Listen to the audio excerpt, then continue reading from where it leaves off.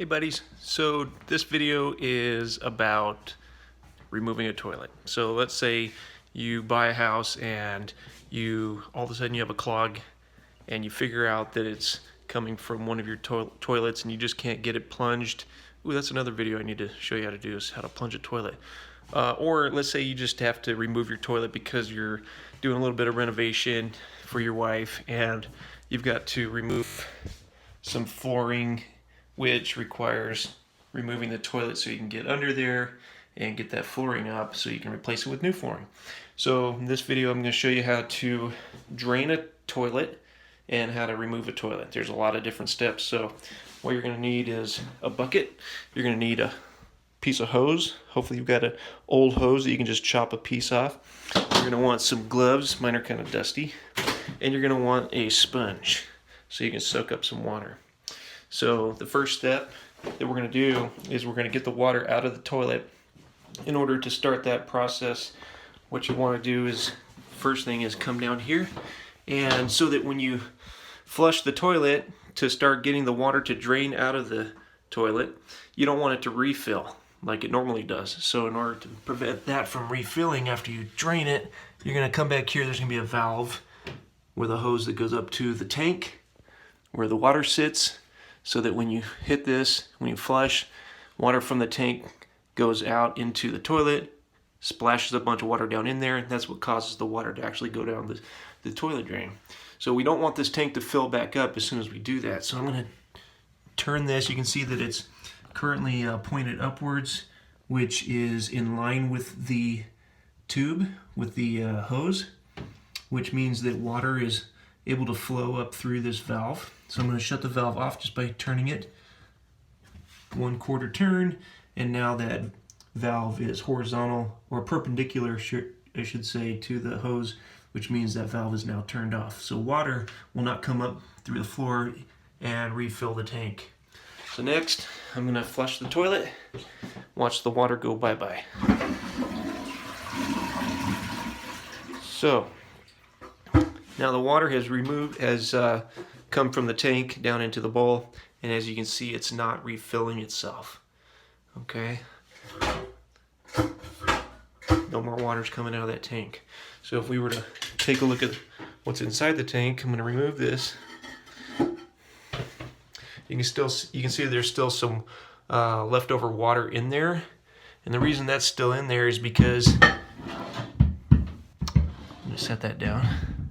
The water that's in there is at the same level as the stopper, so it only can drain to that level because the water is not above this thingy. I don't even know what you call that.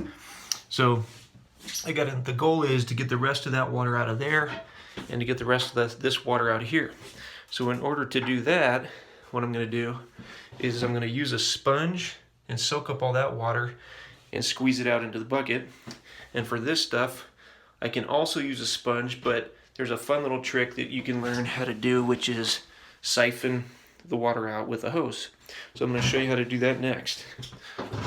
In order to create a siphon, what you want to do is your water has to be higher than the level of the hose where it's going to be draining out. So you have to have this end of the hose higher than that end of the hose down there. So in order to do this, and I just stuck that in the water and I'm going to stick this all the way down in there like that. And now this end, and I've already cleaned my hose off. I ran some soapy water on this because I'm about to put my mouth on it. So you want to make sure that's kind of clean. And what I'm going to do is I'm going to grab it like this. And I'm not actually going to put my lips to the hose. I'm going to put my lips to my hand. So I'm going to create a tight little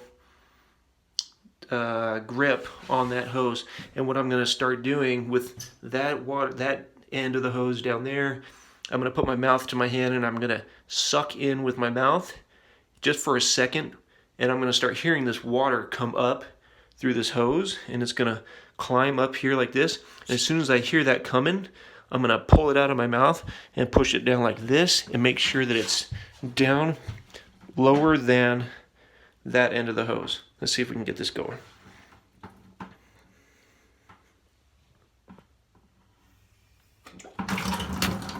There we go. So I got some water to come out.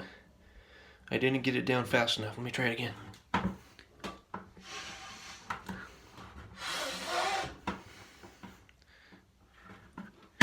Helps if the hose is back down in the water. There we go. Keep that down there like that. Let's try this again. One more time. There it goes. If you can get that water going through the hose and then push it down below the level of the toilet water, it'll create a siphon and pull that stuff all the way out. So that's about as good as you're going to get. The rest of it, you're going to have to get with the sponge. So that process is done. That saved a little bit of time. Okay, so now I'm going to put my gloves on. I'm going to start using the sponge. And basically, I'm just going to stick the sponge down in there like this, cram it down in there, and whatever leftover water from my siphon gets picked up by the sponge, and I'm just going to wring it out. And there's just a little bit more down there, like that. Stick it down in there, let it soak up that water, pull it out, wring it out. Okay, now I'm going to close the lid. Now I'm going to try and get as much of this out of here as I can. Now I could go ahead and do another siphon. In fact, let me see if I can go ahead and do that. Take my glove back off here. I'm going to stick this part of the hose down there. Get down here, and I'm going to create another siphon here.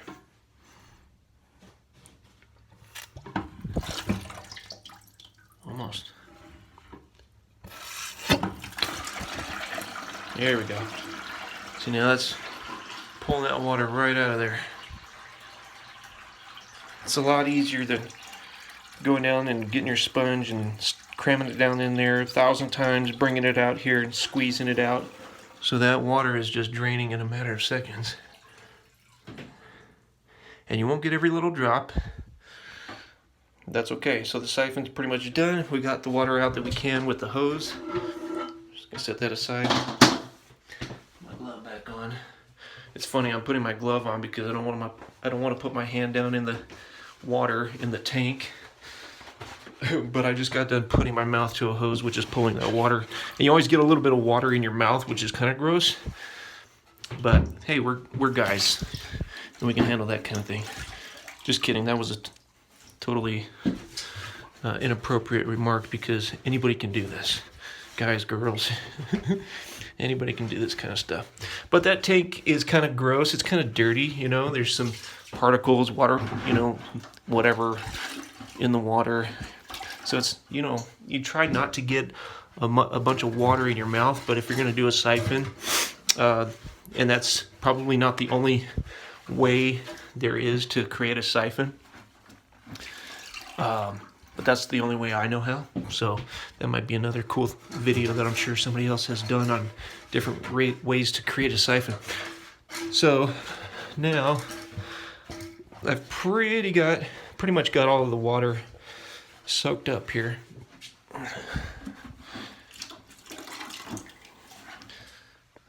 And let's see, I'll get it back in this back side here. Okay, and I'm pretty happy with that. So now that all of the water that I can get is out of the toilet, and it's basically just regular water with a little bit of, I mean, it's a little dirty. But what I'm going to do now is I'm just going to try to dump this in the sink one-handed.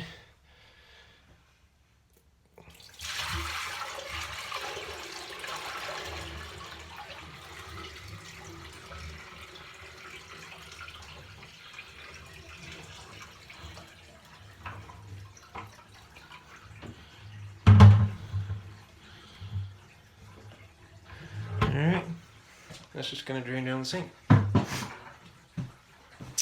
So, let me grab a towel here. Now the next step, now that we've got the water out of the toilet everywhere, I'm just gonna move this out of the way. Put it right here for a second.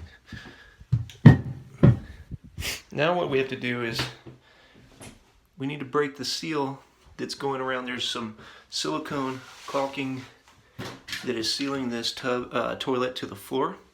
So what I'm going to do is I'm going to take my utility knife. I'm going to go around the base of this and I'm just going to score it like this and kind of cut that silicone all the way around. Try to actually film it for you. Like this. Just kind of break it loose from the floor. And I'm actually putting it pretty deep in there. I don't know if you can, there we go.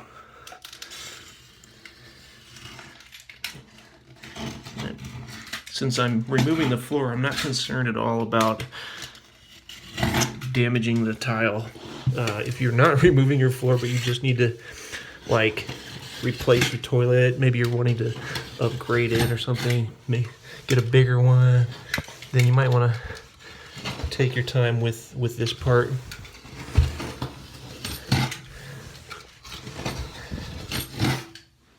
And try and get way back in here.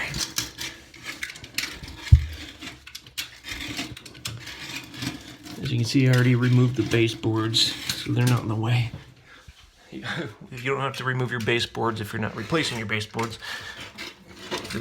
That wouldn't be part of the process of just removing a toilet. There we go.